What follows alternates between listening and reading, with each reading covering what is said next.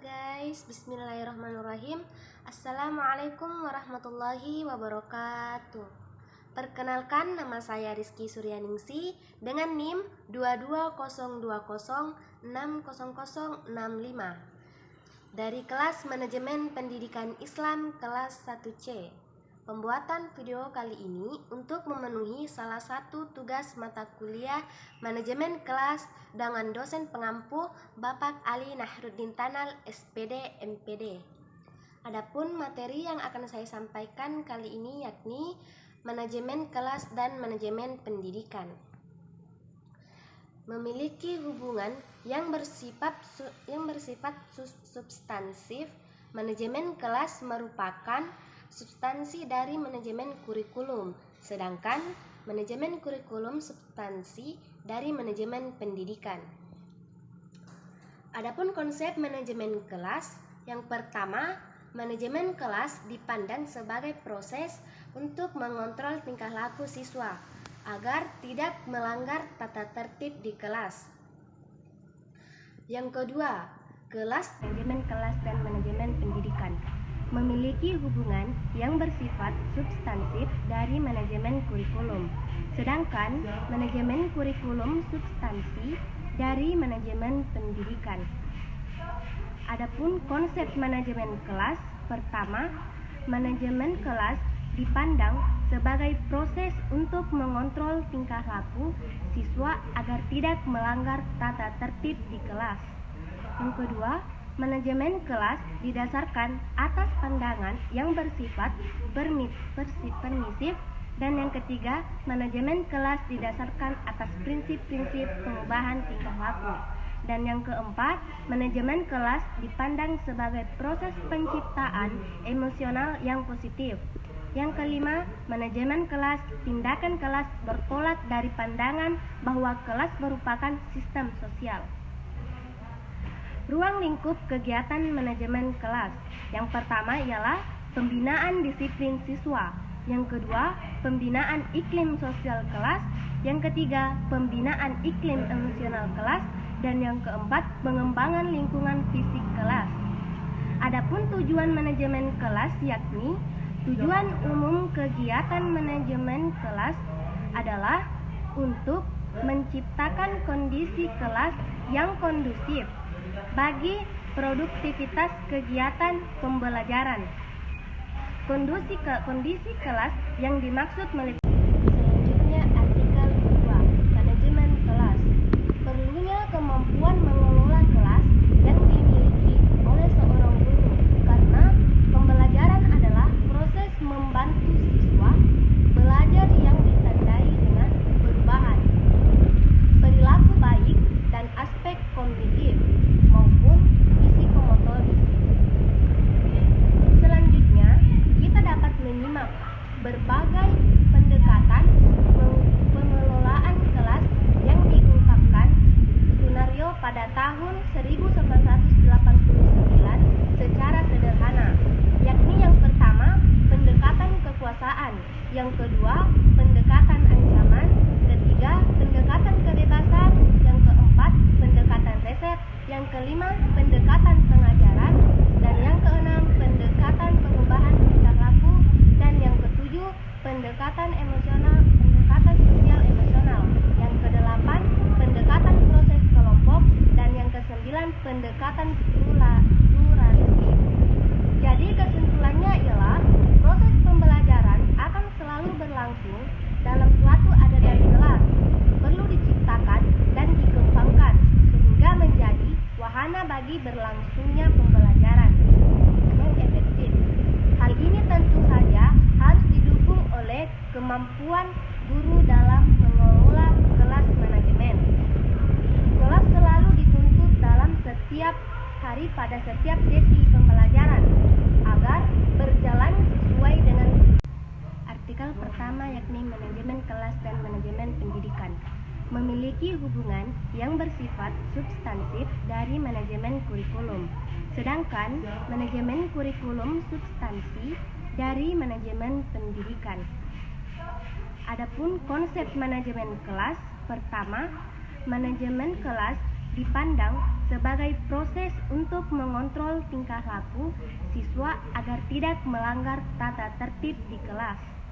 Yang kedua, manajemen kelas didasarkan atas pandangan yang bersifat permisif.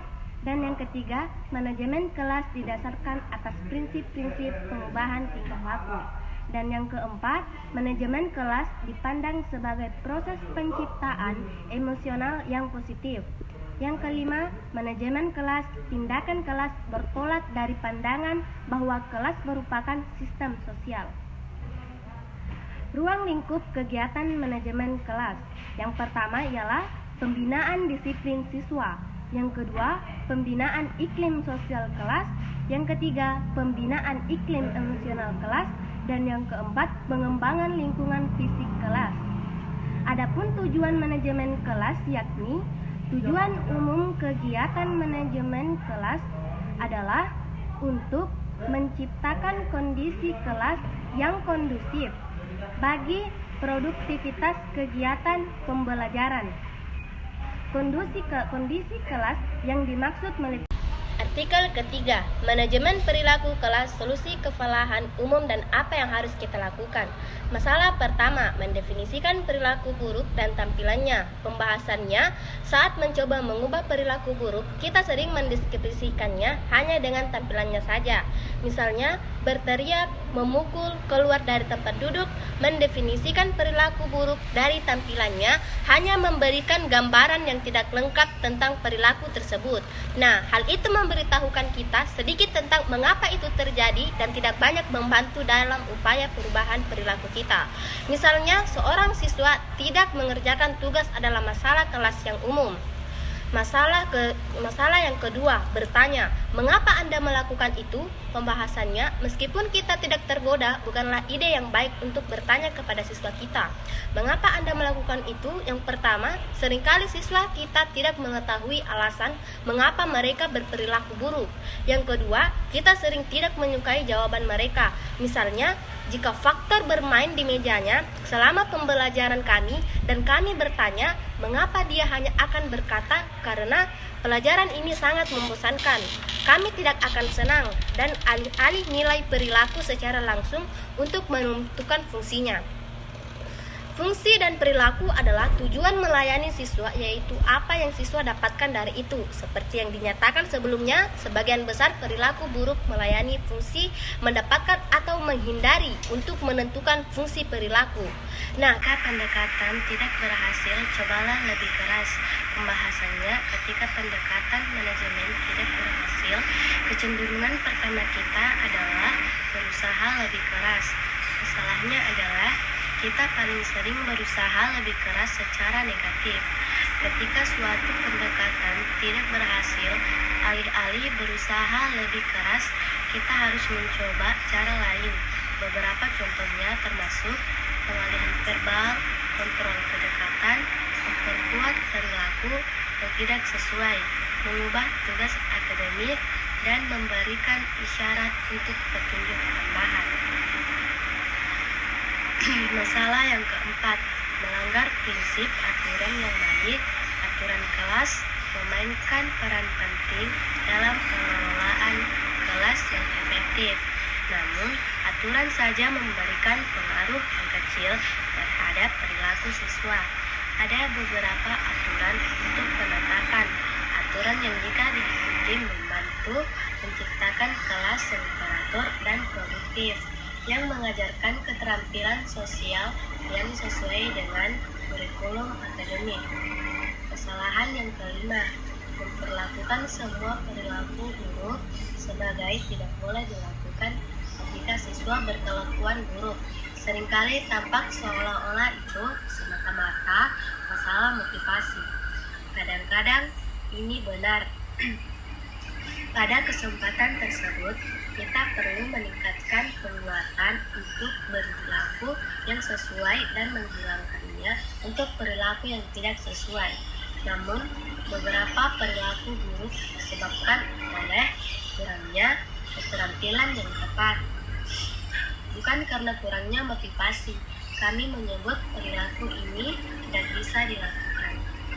Kesalahan yang keenam, kurangnya perencanaan untuk waktu transisi saat merencanakan hari mengajar kita. Merencanakan transisi kita sering diabaikan, namun sejumlah besar waktu kelas dihabiskan untuk beralih dari satu mata pelajaran ke mata pelajaran yang lainnya, atau dari tempat yang lain ke tempat lainnya tanpa perencanaan yang tepat.